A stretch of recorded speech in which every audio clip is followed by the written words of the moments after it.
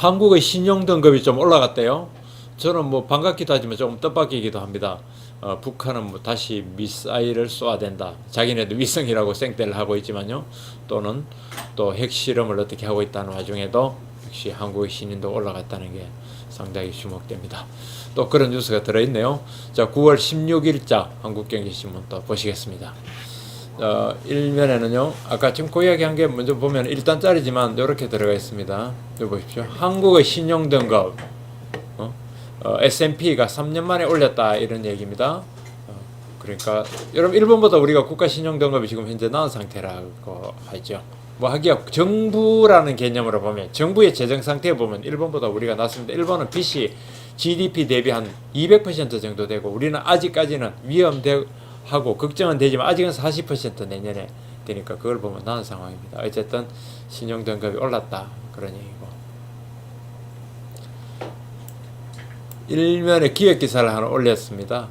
한국에서 운이좌우하는 추첨공화국이라고 했네요. 툭하면 제비뽑기, 학교도 군대도 직장도 추첨, 경쟁 결과에 승복 안 하는 그런 풍조라서, 경쟁 결과에 실력으로 안 되니까 제비뽑기 하면 오히려 역설적으로 가장 승복을 잘 하니까 정부도 자본 기피하는 그런 상황이고, 정부 합작품이 그렇다고 합니다. 사실은 저거 하니까 운하니까 생각이 납니다. 제 뭐 개인 얘기입니다만은, 재작년인가 저희 집에 한 녀석이 군대 가는데 뭐를 특정 직종을 원하는데 자기가 요건을 맞췄는데 거기서 추첨을 한대네요. 추첨 경쟁률이 하도 높아가지고 그거 안 됐다고 투덜투덜 하던데, 또 추첨이기 때문에 군소리 없이 그걸 승복을 하긴 하더라고요. 자, 3면에 봅시다, 이 기사. 오죽하면 이 제비로 뽑는데, 제비 뽑을 순서를 제비로 뽑는 나라, 이게 운이 노력을 비웃는 나라, 요게 키포인트네요. 운 때문에 노력을 비웃는 이래서야 궁극적으로 발전이 될까요? 노력으로 생긴 공정한 차이보다 결과만 평등하면 된다는 생각, 기회의 인위적인 평등에 우리가 몰두해서는 미래가 없을 겁니다. 보편적 복지도 뭐 비슷한 상황이라고 했고요. 자, 여기도 보십시오. 비례대표 선거인단도 뽑기로 구성하고, 심지어 조계종의 총무원장님이 리더격인데 여기도 추첨 검토, 아직 검토입니다만 그런 기사까지 들어가 있습니다. 여기는 실내가 재밌는 게인데요. 늘어나는 제비뽑기에 피해 추첨으로 입학시행들을 뽑는 서울에 있는 한 국제중학교 가봤더니 추첨을 뽑다 보니까 실력 차이가 너무 심해서 이렇게 뽑으니까 한 달도 안 돼서 7명이 전학 가버리더라도 도무지 여기 학습 분위기가 아니다, 뭐 이런 일도 벌어졌다고 합니다. 재계 노사정 합의로는 노동개혁 못한다. 경제 5단체가 공동성명을 냈죠. 오죽하면 참 이런지 그 하소연 딱 하게 됐습니다. 별도로 입법 청원할 거다 했고, 대타협안 사실상 거부했다라고 되어 있습니다. 참 그 데모만 받고 앞으로 합의한다는, 그 합의해서 처리키로 한 사실에만 합의했는 이 어처구니 없는 현실에서 재계가 한 템포 늦긴 했습니다만은 이걸로는 안 된다, 독자적으로 입법 청원하겠다라고 했다고 합니다. 여기 보십시오. 4면입니다. 임금체계 개편, 해고 요건 완화, 아무것도 못한 채 부담만 커졌다 하는 게 재계 입장입니다. 불만 가득한 재계에서 뭐 파견기간 확대라는 거 아무것도 반영이 안 됐다 그러고요. 각종 비용만 오히려, 왜냐하면 당근책만 노조에 줬으니까 비용 부담은 늘었다.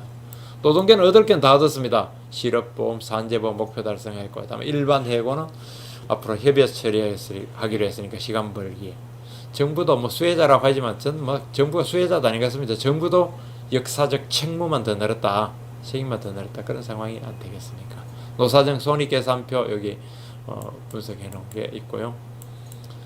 대타협은 만장일치로 지금 했다고 하지만 이렇게 웃고 있을 상황이 아니죠. 이 만장일치라는 것은 앞으로 협의를 잘해서 잘 해나가기로 위한데 만장일치니까요. 김대환, 여기 양반 김대환이죠. 김대환 위원장은 미래 대비한 선제개혁이다 그러고, 박부영은 해고 남발은 안 된다 하지만 걱정스럽습니다. 청년 일자리 펀드를 조성한다고 합니다. 박 대통령 얘기고, 환노위는 숫자는 여야 간에 6대 6인가 아주 동수로 돼 있죠. 하지만 야당, 야권, 뭐 심상정, 은수미 해서 아주 선수들이 짱짱하게 버티는 이 환노위에서 과연 넘어갈는지. 물론 뭐 새누리당의 이인재 씨라든가 그런 사람들 배치는 했다고 합니다만 벌써 입법전쟁 예고 벌써 설전이 벌어진다고 합니다. 일면에 다시 갔어요. 삼성판 벤처 생태계 브라질에 수출한다는 기사가 사이드 톱에 들어갔습니다. 대구 창조경제혁신센터 요게 1년 됐는데 1년 새 48개 업체 발굴. 이 얘기는 대기업 삼성이라는 대기업과 삼성과 협력 내지는 뭐 공존하는 그런 벤처 기업들의 협력 체계 그 시스템을 브라질에 수출한다는 겁니다. 여기 보면은 대기업과 벤처 기업 간 협력 생태계 구축을 이런 시스템을 브라질에 수출해서 스타트업 기업, 신생 기업을 육성한다. 그런 얘기가 되겠습니다. 이 사진 기사는 한국의 그랜드 세일, 이번 추석 전에 한국의 내수를 살리자 해서 완전히 세일 중이다. 호텔도 마트도 기타 온갖 판매점 전부 다 대형 세일을 한다는 거예요. 그래서 소비를 진작시키자 그 기사입니다. 여기는 경북지사가 보이는군요. 이면 우리 의료기술이 얼마나 좋아졌나 하는 기사입니다. 미네소타 프로젝트 60년 전에 한국에 체열조차 못하던 우리 한국이 이제 의료 수출국이 된 사정 그런 얘기 들어가 있고 중국에서 청두 성도라고 성도 한자를 썼죠. 성도라고 쓰는 청두가 중국에서 가장 성공한 경제도시다. 상하이보다 낫다. 상하이는 2위고요. 베이징은 13위다 하는 그런 기사가 있습니다. 3면도 아까 봤고 4면도 봤습니다. 6면 정치면 한번 볼까요? 북한이 영변 핵시설 재가동한다고 합니다.